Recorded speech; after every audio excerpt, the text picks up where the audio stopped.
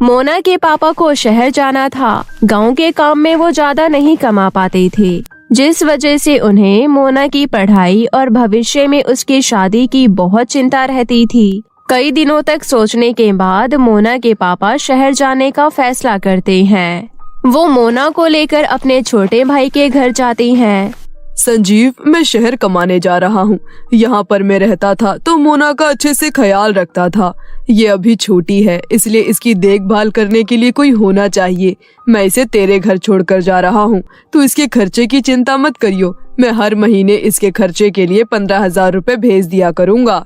अरे भैया, खर्चा देने की क्या जरूरत है?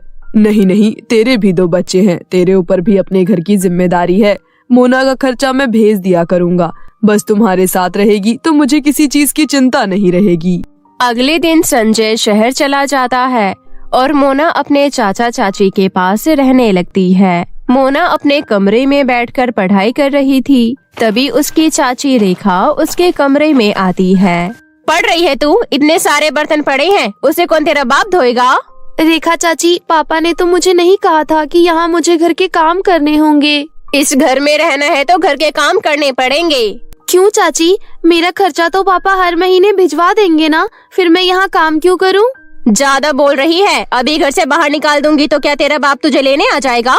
यहाँ रहना है तो मेरी बात माननी होगी, वरना धक्के मार के निकालने से पहले एक बार भी नहीं सोचूंगी। ये सुनकर मोना घबरा जाती है और किचन में काम करने चली जाती है। वो अपने मन में सोच रही थी, चाची इतनी बुरी निकलेंगी ये तो मैंने कभी सोचा भी नहीं था। मैं तो यहाँ फंस गई। पापा मुझे बोल कर गए थे कि चाचा चाची की सारी बात माननी है। अब मैं क्या करूँ? मुझे घर का सारा काम करना ही पड़ेगा। उस दिन से मोना घर के सारे काम करने शुरू कर देती थी। घर के काम करने की वजह से स्कूल के टेस्ट में भी उसके कम नंबर आते थे, जिसकी वजह से उसे उसके टीचर से भी बहुत डांट पड़ती थी। मोना, तुम्हारे तो बहुत अच्छे नंबर आते थे, आजकल क्या हो गया है तुम्हें? पढ़ाई पर ध्यान नहीं दे रही हो क्या? देती तो हूँ ध्यान, दिख रहा है यही ध्यान दे रही हो तुम। 1 हफ्ते बाद तुम्हारे एग्जाम शुरू होने वाले हैं। अगर एग्जाम में कम नंबर आए तो फिर अच्छा नहीं होगा। छुट्टी के बाद मोना घर आती है। आते ही रेखा उसे कोई न कोई काम बता देती थी। 3 दिन बीत जाते हैं। मोना कमरे में बैठकर पढ़ाई कर रही थी, तभी वहाँ रेखा आ जाती है। छत पर सारे कपड़े सूख गए हैं, नीचे ले आ और तय लगा दे। चाची, 3 दिन बाद मेरे एग्जाम है, मुझे पढ़ाई करनी है। टीचर ने मुझे कहा है कि अगर मेरे एग्जाम में कम नंबर आए तो वो मुझ पर बहुत गुस्सा करेंगी। ज्यादा नंबर लाकर IAS बन जाएगी क्या? अभी तक तुझे मेरी मार नहीं पड़ी है। अगर ज्यादा नुकुर नुकुर किया तो ये कसर भी पूरी हो जाएगी। फिर एग्जाम देना तो दूर, स्कूल जाने के लायक भी नहीं रहेगी। आखिर में मोना किताबें बंद कर देती है और घर के कामों में लग जाती है। 1 महीने बीत जाते हैं। मोना के पापा उसके खर्चे के लिए 15,000 रुपए भिजवाते हैं। रेखा उन पैसों से अपने लिए और अपनी बेटी विधि के लिए शॉपिंग करती है।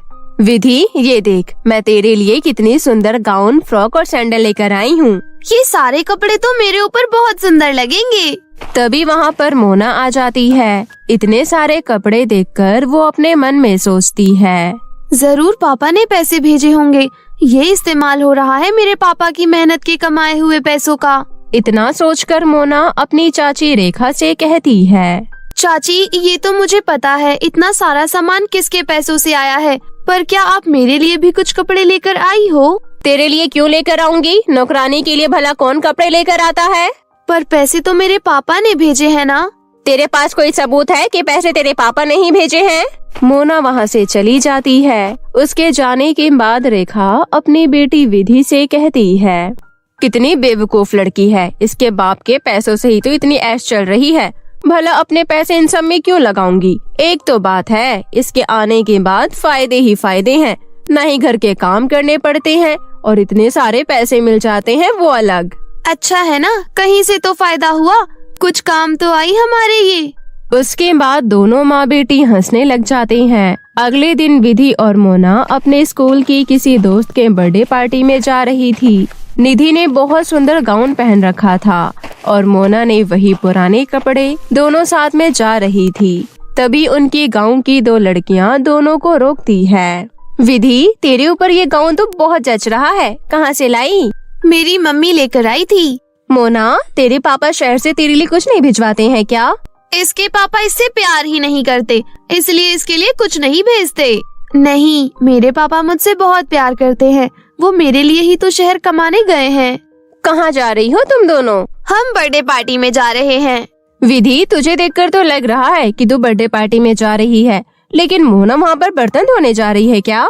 पिंकी के ये बोलने पर पिंकी और विधि हंसने लगते हैं। मोना को ये बात बहुत बुरी लगती है। तुम अकेली चली जाओ, मैं बर्तन धोने वाली लगती हूँ ना, इसलिए मैं नहीं जाऊंगी। कहीं मेरी वजह से तुम्हारी इंसल्ट ना हो जाए। इतना बोलकर मोना वहाँ से चली जाती है। चलते चलते मोना जंगल चली जाती है।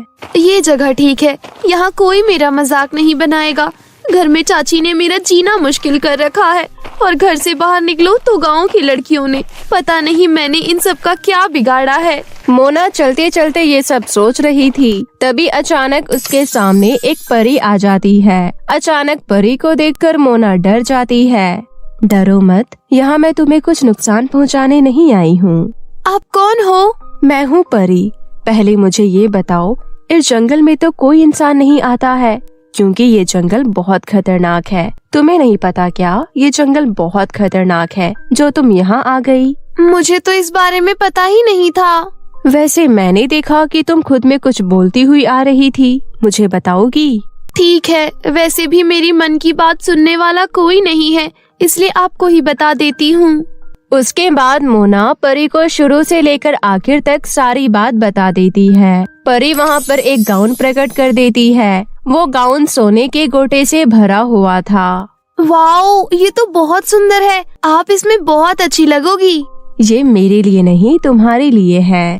सच में? मेरे पास तो एक भी गाउन नहीं था, आपका बहुत बहुत शुक्रिया। मोना गाउन ले लेती है। ये कोई साधारण गाउन नहीं है। जब भी तुम इसे पहनोगी तो सब तुमसे दोस्ती करना चाहेंगी, और तो और तुम अपने मन में जो भी सोचोगी ये तुम्हारी वो इच्छा पूरी कर देगी। अरे वाह, अब मैं घर चलती हूँ, वरना चाची मुझे बहुत डांटेंगी। उसके बाद मोना घर जाती है।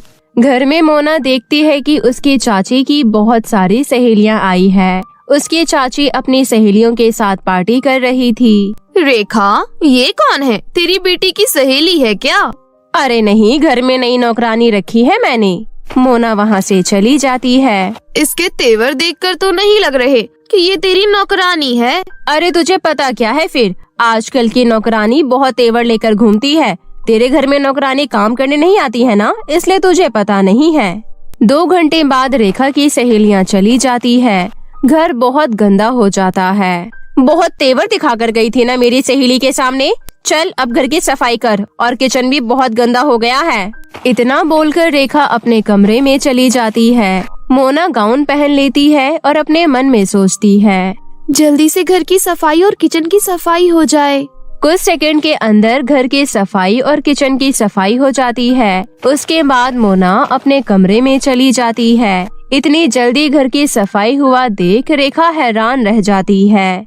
बड़ी जल्दी काम खत्म कर लिया इसने, मार खाने का डर होगा ना। ये सोचकर रेखा मोना के कमरे में जाती है और सोने के गोटे वाला गाउन पहने हुए देख लेती है। इस गाउन में तो सोने के गोटे लगे हुए हैं, कहाँ से चुरा कर लेकर आई है? मैं तुझे कुछ नहीं देती हूँ तो तूने चोरी करना शुरू कर दिया। मैंने कहीं से नहीं चुराया है, ये मेरा गाउन है। अभी के अभी ये गाउन मुझे दे दे, वरना गरम प्रेस तेरे हाथ पर लगा दूंगी। मोना डर जाती है और उसे गाउन वापस कर देती है। गाउन देने के बाद मोना रेखा से कहती है, आप बहुत गंदी हो, खुद तो कभी कुछ कर नहीं सकती और दूसरों की चीज हड़पती हो। इतना ही ऐश करने का शौक है ना तो खुद कमा कर करो। चाचा जी के पैसे तो घर में लग जाते हैं और आप अपने फालतू के खर्चे मेरे पापा के पैसों से करती हो। ये सुनकर रेखा को बहुत गुस्सा आता है और वो मोना की खूब पिटाई करती है। थोड़ी देर बाद मोना के पापा उससे मिलने आ जाते हैं। वो मोना के शरीर में निशान देखते हैं। ये निशान कैसे हुए? पापा, चाची ने मुझे बहुत मारा है, ये मेरा यहाँ पर बिल्कुल ख्याल नहीं रखती है। संजय मोना को लेकर रेखा के पास जाता है। भाभी, आपने ये सब क्या किया है? मैंने कुछ नहीं किया, मोना हमेशा से मुझे पसंद नहीं करती थी। मोना, अगर मैं तुम्हें पसंद नहीं हूँ तो तुम पहले अपने पापा को कह देती। मेरे ऊपर ये झूठा इल्जाम लगाने की क्या जरूरत है? भाई साहब, मेरे भी 2 बच्चे हैं, मैं कभी बच्चों की इतनी बुरी तरह से पिटाई नहीं करती हूँ। आपके जाने के बाद ये बहुत लापरवाह हो गई है, पढ़ाई लिखाई में भी ध्यान नहीं देती है। इसके टेस्ट पेपर देखो, यहाँ तक कि स्कूल में लड़ाई झगड़े करने भी शुरू कर दिए हैं। हर अगले दिन मुझे इसकी शिकायत आती है। लगता है स्कूल से ही चोट लगा कर आई है। संजय रेखा की बातों में आ जाता है और मोना को डांटने लगता है। मोना रेखा से कहती है, ठीक है, मैं बहुत झूठ बोलती हूँ ना, तो आप मेरा जादुई गाउन मुझे दो, उसके बाद सब सच सामने आ जाएगा। रेखा गाउन नहीं दे रही थी। मोना खुद ही उसके कमरे में जाती है और गाउन निकालकर बाहर ले आती है। जादुई गाउन, मेरे पापा को जो भी आज तक चाची ने किया है वो सब दिखाओ। उसके बाद जादुई गाउन संजय को सब कुछ दिखा देती है। ये देखकर संजय को बहुत गुस्सा आता है। मैंने अपनी बेटी को आपके हवाले छोड़कर बहुत बड़ी गलती कर दी। मेरा भाई तो हमेशा काम में व्यस्त रहता होगा और पीछे से आप मेरी बेटी के साथ ये सब करती थी। चल मोना यहाँ से। उसके बाद दोनों रेखा के घर से चले जाती हैं। मोना अपने पापा से कहती है, पापा, मेरे पास जादुई गाउन है, इसलिए आपको शहर जाने की कोई जरूरत नहीं है।